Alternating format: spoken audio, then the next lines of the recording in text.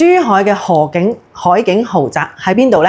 嗱，首先咧，你係從我哋呢個港珠澳大橋呢邊過嚟，然之後咧就嚟到我哋呢個人工島口岸，係咪？咁首先咧，你會睇到嘅就係呢一個位置，拱北嘅呢一個好似帆船嘅呢個係人行濱海中心，大面積嘅，直接咧係望到我哋人工島口岸嘅呢一邊嘅一個海景啊。咁呢邊嘅樓咧，最低嘅價錢係接近咧有1300萬到2300、3000萬左右嘅嚇。如果到呢個位置之後咧，再過嚟有邊一個豪宅咧係可以睇河景嘅？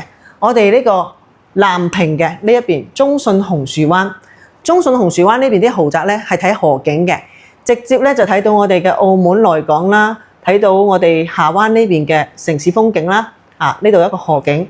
咁中信紅樹灣呢邊嘅豪宅咧，佢係有大平層同埋別墅，咁佢嘅價位咧都係幾百萬到幾千萬都有嘅。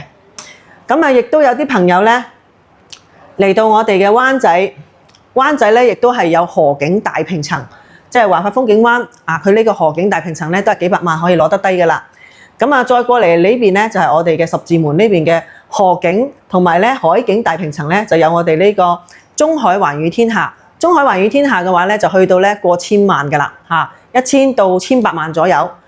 亦都有一個咧就係灣仔1號，灣仔1號嘅價位咧，佢係去到咧就係1000萬到1500萬左右。咁好啦，呢啲河景嘅單位同埋海景單位，除咗咧呢啲嘅話咧，仲有冇一啲豪宅咧？咁係有嘅。咁啊呢個位置咧就係我哋嘅華發綠楊山莊。華發綠楊山莊呢邊嘅話咧，就係半山嘅大平層啦，同埋別墅啦，呢啲都係睇海景嘅，直接係睇到呢邊嘅海景。咁除咗華發綠楊山莊之外咧，咁喺呢度咧仲有幾棟咧呢啲大平層嘅。咁啊呢邊再過嚟些少，就係咧玉海帝景，仲有咧就係情侶灣1號，直接咧就係睇到呢邊嘅海景同埋咧我哋人工島嘅景觀嘅。咁喺我哋呢個位置再上嚟，有冇啲大平層嘅豪宅啊？又可以睇海景㗎？有，但係咧樓齡都比較舊㗎啦。咁我哋就唔講佢啦。咁就去到咧就係呢邊，我哋老香洲。老香洲咧就有個雙水灣喺呢個位置，價錢咧總價咧都係幾百萬到1000萬到。咁喺呢度之後咧就會有一個咧就係我哋嘅萬科城市東岸。城市東岸咧，亦都係直接咧睇到我哋呢個海景嘅。喺呢個位置再上嚟些少，呢個位置咧就有一個中海銀海灣，係整一個珠海咧大平層別墅當中咧面積最大嘅。佢個面積段咧係最細咧都係去到200平方，最大咧去到咧成1000平方嘅。咁啊價格方面咧係幾百萬到3000萬左右。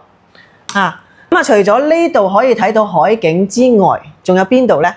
就係呢度前環。咁前環呢邊嘅話咧，佢係有幾個樓盤可以睇到呢個海景嘅。第一咧就係保利海上5月花、格力海岸，仲有咧就係呢個人行半島、華發綠楊灣。咁啊呢幾個樓盤咧都係有啲大面積嘅大平層，價格方面咧都係幾百萬到1000萬左右啦。咁嚟到我哋後環咧有2個樓盤咧係可以睇到海景嘅，一個咧就係我哋呢個人行濱海灣。第二個咧就係萬科紅樹東岸，都有大平層。咁啊，人行濱海灣嘅大平層咧，最大面積係165平方，售價都係幾百萬左右啦。咁我哋呢個萬科紅樹東岸咧，佢亦都有大平層，同埋咧有別墅，售價咧係幾百萬到1000幾2000萬都有嘅。咁大家咧嚟到我哋珠海又唔知邊度有啲豪宅大平層又要睇海景睇江景嘅。咁如果唔清楚嘅話咧，你可以咧點擊屏幕產品問我攞咧就係珠海嘅豪宅海景江景大平層資料。